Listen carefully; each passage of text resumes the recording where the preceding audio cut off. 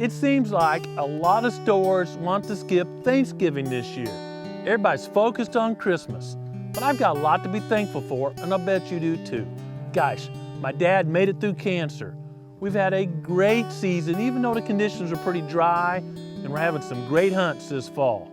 More importantly, I'm spending time with family and friends enjoying creation. The biggest reason to be thankful is that we were created by loving God, and He gave us all this to enjoy, and He'll speak to us daily if we're slow down and listen to Him. This Thanksgiving, take a special moment to be quiet and get your family together and enjoy creation.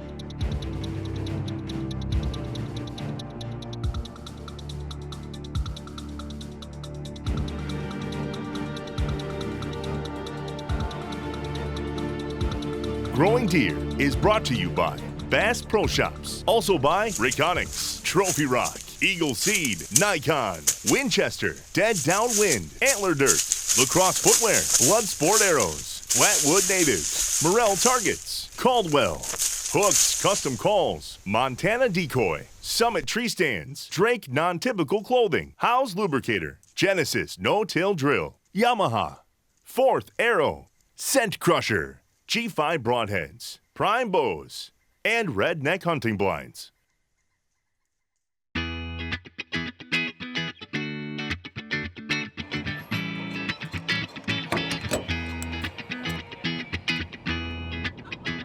Well, it doesn't take much convincing for Adam and I to pack the truck and head west. We're headed to Kansas with our good friend Richard Lake.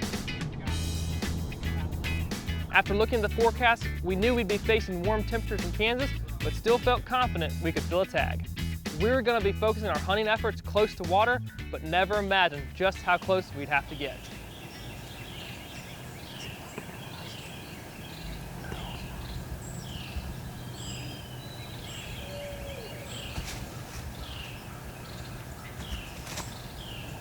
Well, the hunt started off great. The first morning we were covered up in critters.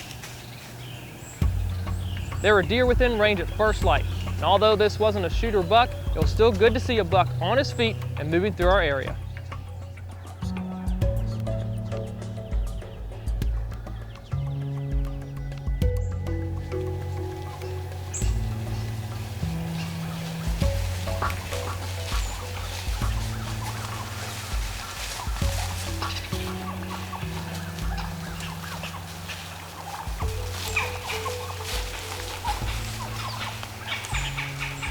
As the morning continued, we had a few more deer move through the area, as well as turkeys and even a few coyotes.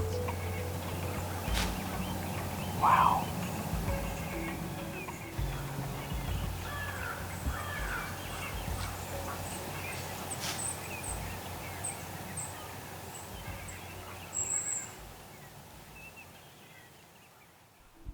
With all that activity, we were excited to get back in the stand that afternoon.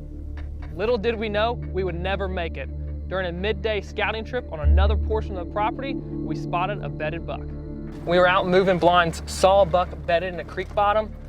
We think we can put a stalk on him. He's a good 10-pointer. Come over a little bluff, hopefully put an arrow in him. So we're headed that way. Take our time getting in, hopefully put an arrow in him. This buck was bedded next to water in a deep ravine. Adam and I felt confident we could close the distance.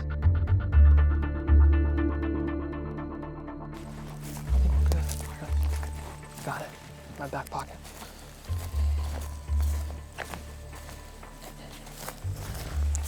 Go in light, come out heavy. Before making the stalk, we had made up our minds to be patient. We needed all the help we could get. We were only gonna move when there was a breeze. The woods were dry and anything but quiet, but we were excited to make the stalk. Got southwest wind right now blowing that way. Creek coming down from the south and a creek coming in from the west. And in that ravine, right where those creeks collide, is where that buck is bedded right now. So we can be quiet enough, I think we can creep over this bluff, and he's bedded right down there, and we're giving it a shot.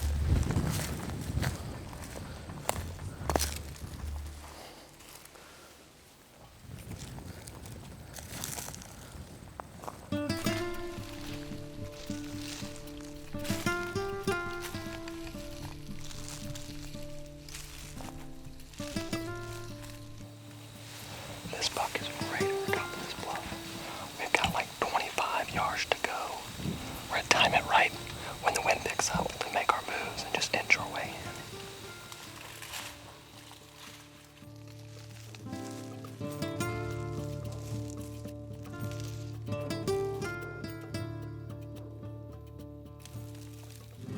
Taking our time, we crept closer and closer.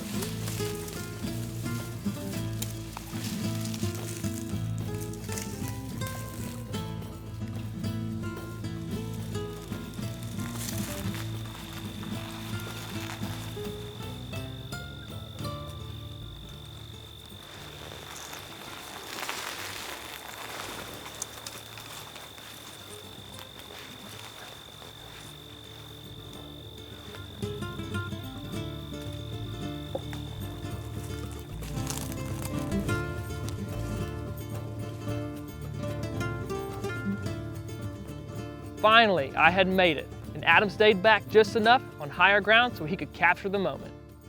To make a lethal shot, that blood sport was going to need to fly over the hams and drop into the vitals.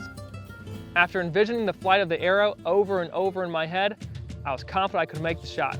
Now it's just a waiting game on the next gust of wind.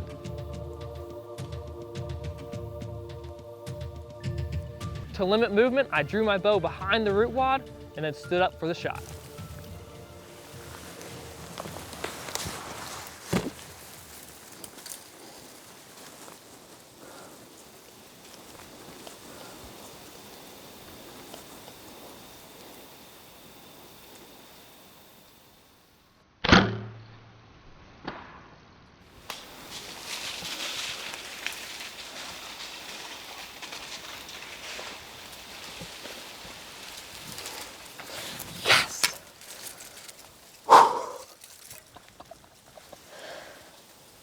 He's down right there, 50 yards. Did you think that was gonna work? I didn't know if it'd work because it's so dang loud in here. All I knew, it was enough to give it a try. Yeah. It was a situation you had to at least give it a try, because if you didn't, you went and sat in the stand, you got skunked, and you've been kicking yourself or not. Of course, I got right here behind this dozer deck and used this log to be as quiet as I could to resituate my feet, get them up underneath me so I could stand and make the shot. Oh gosh. I don't even want to step down there. Well, that's where he's bedded right there. Oh man, this is steep. Ooh.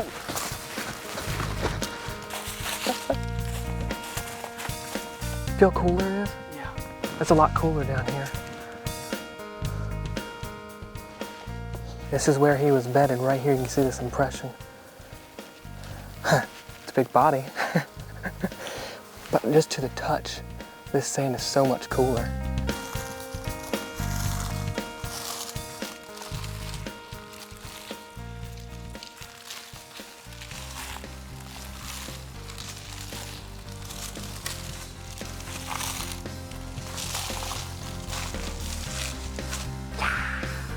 Right down here, buddy.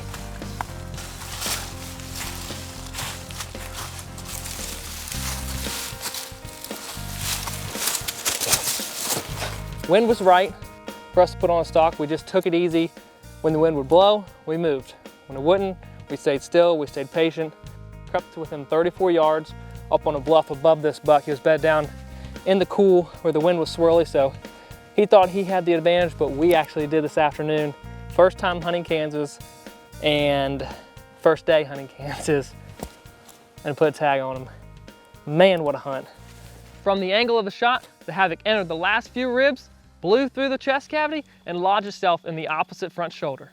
No, it ain't coming out. Heavy bases and a brute of a body. It's gonna take everything we got, plus the tilt and go to get him out of here. Obviously, we're in a little bit of a drain, so it's gonna be quite the haul, but Adam, thank you for being along. Awesome, awesome hunt. Ready for the tilt and go? This buck was bedded down right next to water on a shady sandbar. Our plans from the start were right, as we wanted to hunt close to water. We just didn't imagine our hunt would turn out like that. Kansas treated me well, but I wasn't the only one to strike pay dirt in Kansas.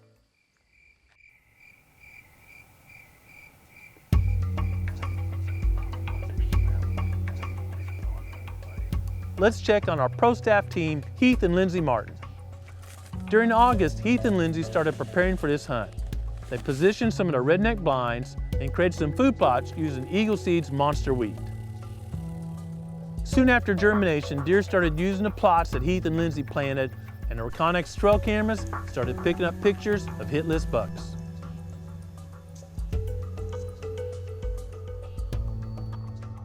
As soon as the weather conditions improved, Heath and Lindsay rolled the camera to start the hunt. Well, it's about 5:45 and we're set up here over a hidey hole food plot that Heath and I put in back in August. And when we originally set the plot up, we have a redneck hay bale blind on the other side from where we're sitting now, overlooking the wheat and a trophy rock, in hopes that we would be able to catch a big buck cruising and using both of this as he travels back and forth. And the good news is just a couple of days ago we actually did get a big mature buck on the Reconnex. We're pretty confident he's coming in here pretty consistently though, so we actually moved our ghillie blind from one of our other spots and just set it up this afternoon about 2 o'clock. So at this point this thing has been sitting here less than 4 hours, but we're hoping that the does and the big mature buck that's been using this will go ahead and come in for the evening and give me a shot, so we'll see. During their first hunt, it wasn't long before they heard movement.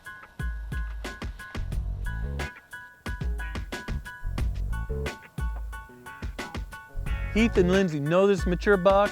They call him High and Tight. High and Tight gave him a quick show, but he was on a mission to be somewhere else. A few days later, Heath is up to bat and the deer really put on a show. You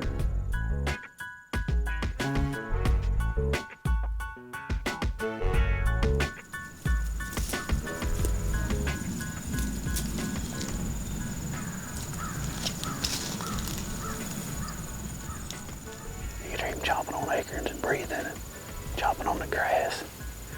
I don't think I've ever had a deer quite that close. That's pretty cool.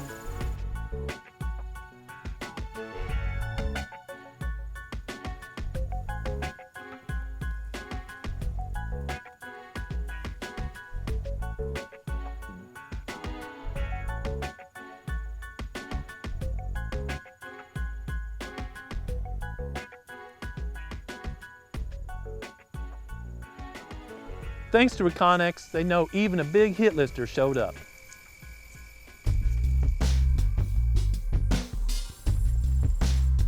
With the forecast of high pressure and a good wind direction, Heath checks the camera one more time with anticipation of a fun afternoon hunt.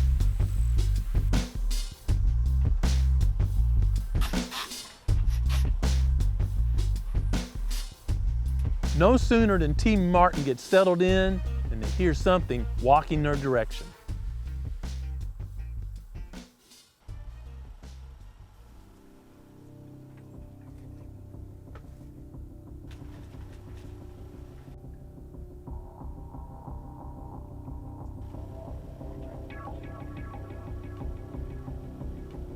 They've never seen this buck before, but Lindsay would take him if an opportunity occurs. This buck is close, but not in a good position for Lindsay to shoot.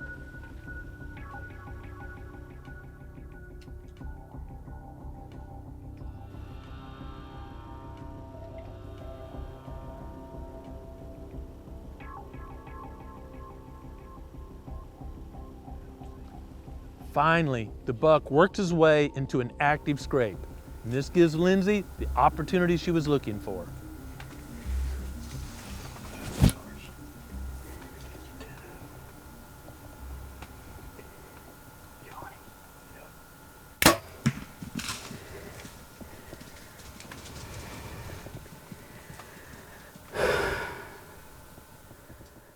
We kept hearing something, and you know how it is. You're like, is that a squirrel? Is that a deer? You stop and look, nothing comes up. And so Heath and I actually basically kind of stopped looking. And about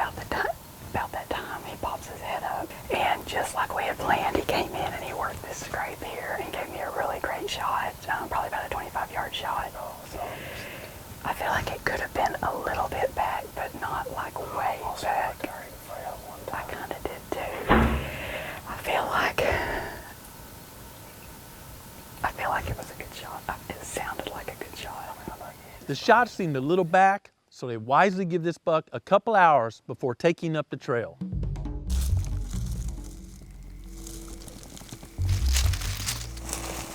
Looks like it's got bubbles in it. You may got the back of them on.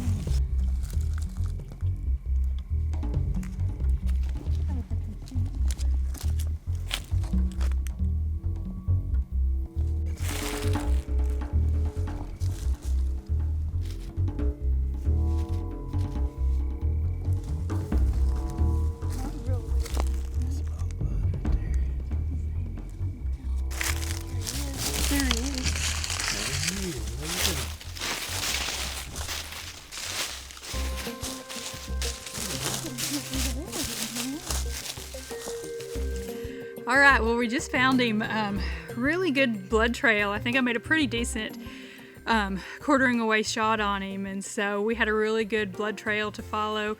Didn't take us long to get down here, and we actually thought that we heard him fall.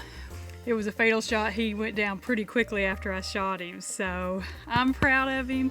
It was a really fun hunt. We've really had a good time sitting overlooking that food plot and watching all the action that it's brought in over the past couple of weeks. So first time I've ever got to check a buck in here in Kansas and fill my tags, so I'm excited. I actually don't have any tags left here in Kansas, so I'm excited to move on. Maybe next time you see me, I'll be in Arkansas. Now that Lindsay's punched her buck tag, it's Heath's turn to chase a mature buck. Even though deer movement is light, Heath gets the opportunity to remove a coyote from his hunting area.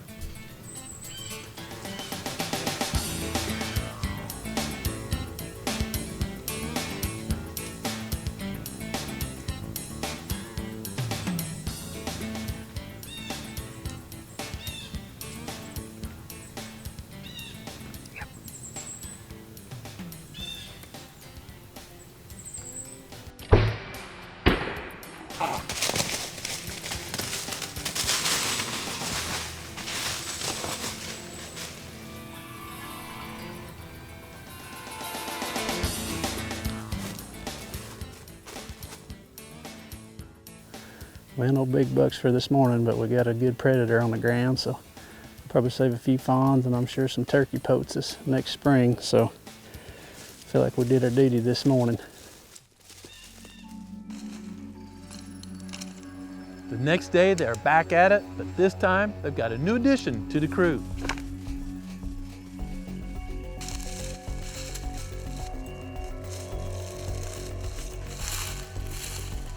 It doesn't take long for Dreamy Doe to make some friends.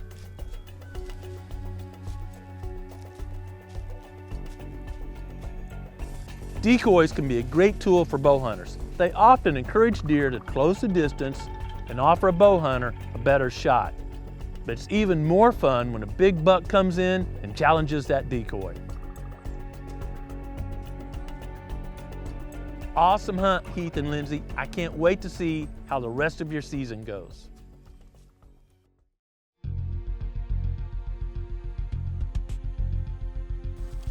Like Heath and Lindsay, we've spent the last month or two getting ready for Missouri's firearm season. We spent some time moving blinds and making sure our Winchesters were sighted in perfectly. We're shooting Winchester's Deer Season XP again this year. Goes without saying, it served a growing deer team extremely well. It was great, Ray. We like to be 2 inches high at 100 yards. That way we're dead on at 200 yards. So great shooting, girl. Let's let Raleigh shoot one of 308s. Okie dokie. In addition to making sure scopes haven't been bumped or any other problems, sighting in is just a great way to get everyone comfortable with the trigger and ready to go long before the pressure of seeing a deer in the crosshairs occurs. No, I want you aiming dead center. The bullet's gonna go 2 inches higher. All right. Oh, awesome.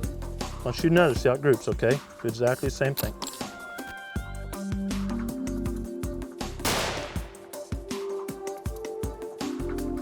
Excellent shooting, Raleigh. You cut the bullet hole.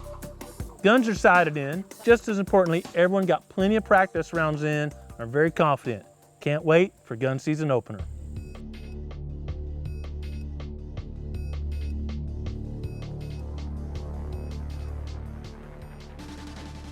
During the opening morning of Missouri's rifle season, Matt and Raleigh chose a blind on the south end of a food plot we call Crabapple.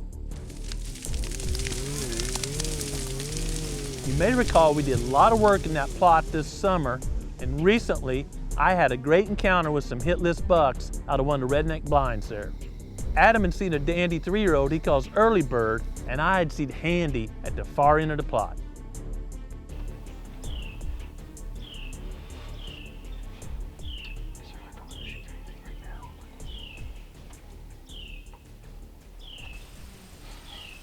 It was the coldest morning of the fall so far, with the temperatures reported to be in the 30s, and I'm sure they were even colder in the bottom near Crabapple Field.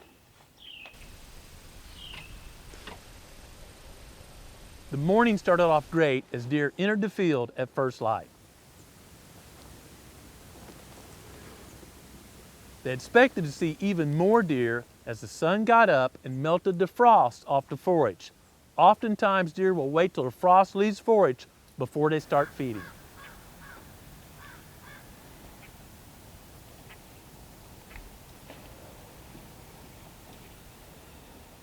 It's finally opening day of gun season here in Missouri, and the weather could not be better. It's been really warm, and it's finally cooled down. We've got some frost in the field. The sun hasn't even fully came up. We've already seen 2 deer and heard 2 shots, so it looks like it's gonna be a solid day here at the Proving Grounds.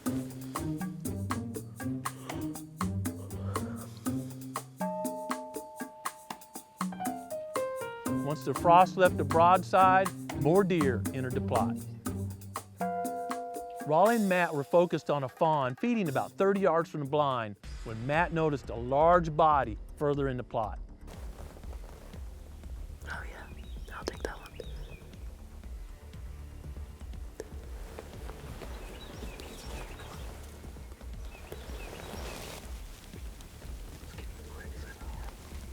That's Gumby. Raleigh, that's Gumby. We're taking that one. It was Gumby. His large drop time's a dead giveaway. Not many deer here in the Ozarks with drop times that large. Right, you are. Shoulder shot. Take some deep breaths. We'll let him turn and get really good broadside, okay? Raleigh waited patiently for the right shot opportunity. Plenty of time. Plenty of time. Oh, I know, it's just so fun. Gumby was feeding heavily on the broadside blend, especially the bulbs. It's like you could almost hear him crunching even from 200 yards away. That one right there is a good one. That shot. If he turns, is that just right like that? Yes. It seemed Gumby was going to feed all the way to the blind facing them and never offering a broadside shot.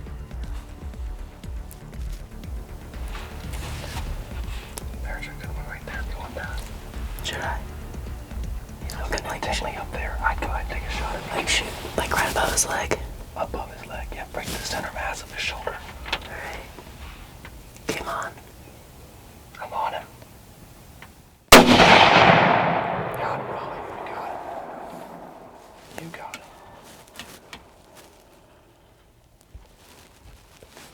Go down right here.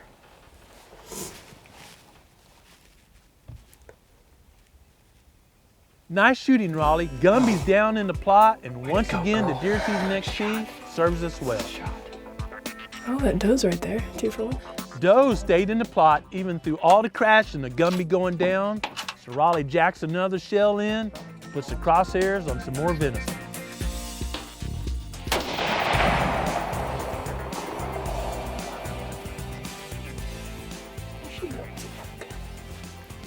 She was limping. Yeah. Oh, yeah, you got her. You got her. All right, talk to me. Oh my gosh, that was awesome. It was so pretty to watch, just the sun behind the deer right there and just coming over the hill. It took forever because he was standing straight towards us eating this broadside, right? Broadside.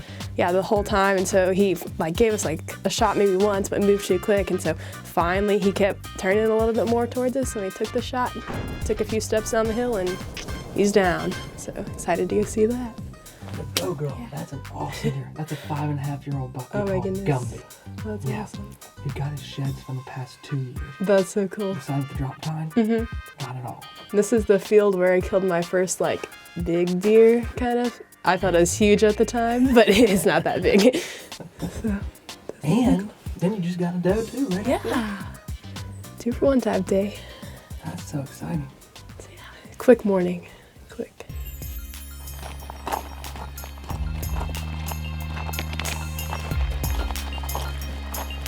Some frost down here.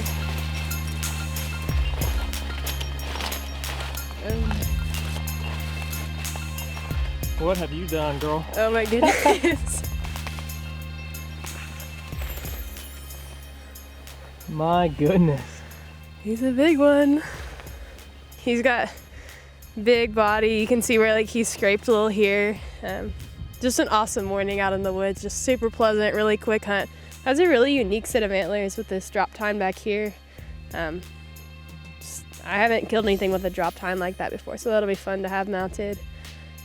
So it's gonna be an awesome day finishing up here at the Proving Grounds. Your dad passed that deer at 3.5 years old, really close to where he's hunting this morning. And we didn't have any good encounters with him last year as a 4.5-year-old, but we got his shed from last year and him as a 3.5-year-old. Lots of video of him scraping. What a great buck. Gumby'd been on our hit list for the last couple of years. Before that, Adam and I had an encounter with him and thought he was 3 years old at that time. This hunt was a perfect way to close another chapter of a hit list buck here at the Proving Grounds. Gumby down in the field. Adam and I had received a text from Matt and were sitting in a redneck blind celebrating their success. I was wanting to get to Raleigh and join the celebration, but it's the opening morning of rifle season and we're sitting in the middle of Handyland. About that time, I heard Adam say he saw movement on the far ridge. That's our guy. That's our guy. That's Andy. I can take him.